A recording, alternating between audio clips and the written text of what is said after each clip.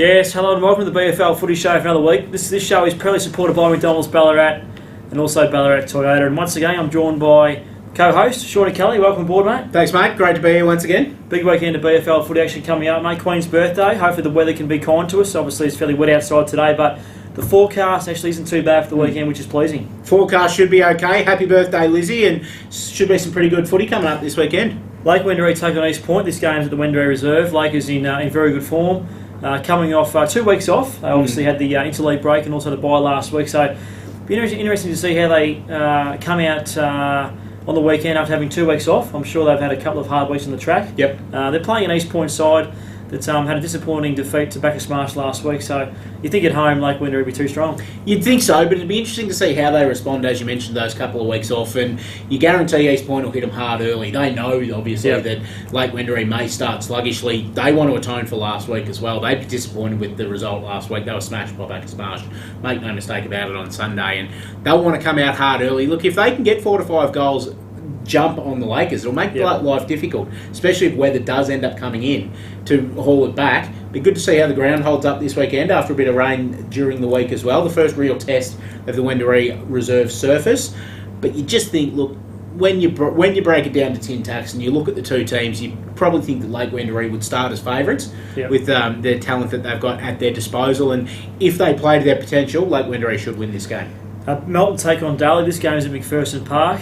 You'd think that the game being played at McPherson Park, it does hold some sort of home ground advantage for Melton. Well, they drew with Daly there last year. Yeah, Daly's form's been pretty good. They were pretty good last week against North City. Obviously, the last quarter hurt them a lot. They were certainly in the game at three-quarter time. So, based on form, you can't really go past Daly. You can't. But also based on form, Melton put together their first 4-quarter game last week. You're right. It was the first time that they've really run out a game after half-time. Yep. Kicked 5 goals in each quarter, and they did it here in Ballarat, which has always been tough for Melton sides to do. So they'll get a bit of confidence out of that. I know I spoke a couple of times before the interleague break about Melton stopping, starting, coming out and spluttering. Maybe they've used that interleague break to kind of give themselves a chance to refresh and say, okay, here's what we've done so far this year. We've probably underachieved from where we thought we were at. Now they took a chance to get some stock, get some confidence with that win as well. It wouldn't surprise me to see Melton come out hard in this game and really give Daly a shake. Look, I think Daly will win it because they are in great nick at the moment, but Melton's really going to take it to them. That's a really good point you make about Melton travelling up the highway last week and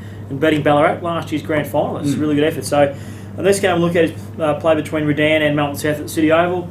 Redan, you can't tip against them at the City Oval. I think it's a massive test for Melton South. Can they travel up the highway? I think they can be competitive. Yep.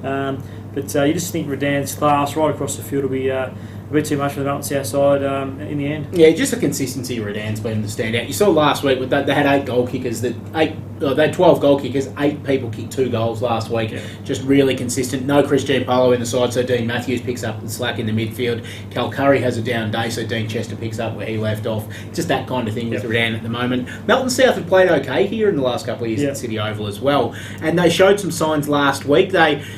The margin probably flattered them against Sebastopol a bit last week. It was 66 points or whatever it is. 9-1 last quarter, and they got a few junk time goals in there as well. So, look, it was probably a 5 to 6 goal win in real terms. Frank Hole's a very, very exciting footballer. He's kicked 2 goal of the year nominations in the third quarter, 4 goals in the third quarter overall to really put them in the driver's seat. Redan will win. Melton South will give a bit of a yelp though. Sebastopol take on North City. This game's at the Marty Bush Reserve. Look, Sebastopol were really good last week for the first half. They were right in the game. First quarter. They kicked the first 5 goals of the game. Yeah, so, and they might have been a fraction down at half time, I think 4 points. But look, they obviously dropped away in the second half. And Shane Stimpson will be just looking for consistency from here on in, I think. They've shown in games that they can match it with the opposition for a period of time, but it just seems to be that 1.5, 2 quarters of footy that's really letting them down. Probably missed not having Rowan Marshall there last week. Of course, a call up to the Roosters, and congratulations to Rowan on getting the call up. A great effort for him, but they probably missed not having him there, and a bit of almost, even though he's only a very young player, a bit of a stabilising head as well there. So it's not going to be easy for them this week. Snibbo will just ask that they crack into every contest this week. Derek Micallef, another 7 goals last week. He kicked 14 in his last 2 BFL games, along with 4 in an interleague game there. He's in rare form at the moment. He could have a big day. I think Shane Simpson, the coaching staff, would be, I think, certainly pleased with aspects of the game this year so far. I think if they can play their best footy for the 4 quarters against North City, they can certainly be competitive. They'll be competitive. I don't think there's too much of a doubt about that. But it's one of those things that if they're not there for their full game for the full 4 quarters, it could blow out. Last game we'll look at, Shaun, is between Sunbury and Bacchus Marsh. This game's at Clark Oval. This is a ripper. It is a big game. I've been really impressed with Bacchus Marsh. We haven't really spoken too much about them this year, but they had a really good win against East Point last week at Manly Park, and I think they can travel across to Sunbury and get the 4 points here. Sunbury, as you've said plenty of times on the show this year, a much better side at Clark Oval. And for the first half, they were in it against Redan last week. They really fell away after half time, and that's something that Rick ought to be drumming into them during the week to make sure that not only they get that start, but they go on with it against Bacchus Marsh are very good at that as well. Bacchus Marsh, Peter Shepherd's been a revelation for them. He's kicked 20 goals so far this year, another 4 on the weekend, and just a really high half forward, high up, tracks the ball in, working really hard. You get Cam Richardson in there. Now, I reckon what's going to be the difference in this game is if Jack Sheehan and Josh Burgess can get amongst it early, it may force Bacchus Marsh to play Cam Richardson behind the footy. Takes away, obviously, that effect of him playing at centre half forward and give him a target to kick to, where you've got Shepherd down there as well, you've got Ben Peters down there kicking goals, you've got all these blokes down there that can feed off Richo. If they then have to negatively play him behind the footy, that could be the ace in the hole for Sunbury. So this is almost a toss of the coin. I'm going with Bacchus Marsh just because of their current form, but I could quite easily be wrong here. Shaun, you've summed it up really well, mate. Massive weekend ahead. It's amazing how it's already round 7. Time flies when you're having fun. Exactly. We're over a third of the way through the year. So some really important games coming up over the next few weeks. I think that we've got probably Darley, North City, Lake Wendouree and Redan, all in that top 4 bracket.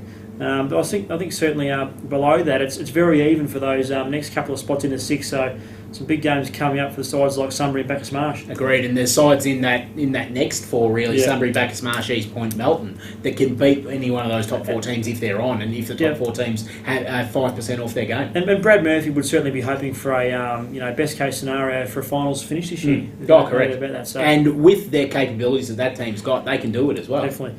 Shawnee, thanks for joining us once again, mate. Anytime, mate. Thanks for joining us on the BFL Footy Show for another week. As you know, this show is proudly supported by McDonald's Ballarat and also Ballarat Toyota. Have a good weekend. Enjoy the Queen's birthday weekend. Goodbye for now.